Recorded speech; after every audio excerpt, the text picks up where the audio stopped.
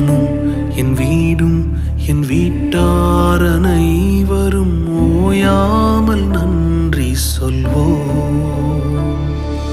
நானும் என் வீடும் என் வீட்டார் அனைவரும் ஓயாமல் நன்றி சொல்வோம்.